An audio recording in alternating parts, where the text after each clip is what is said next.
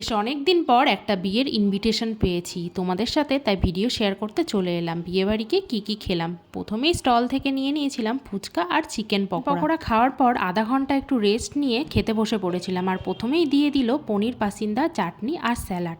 খেতে কিন্তু অসাধারণ হয়েছিল। তারপরেই পড়লো কড়াইশুঁটির কচুরি আর চানা পনির।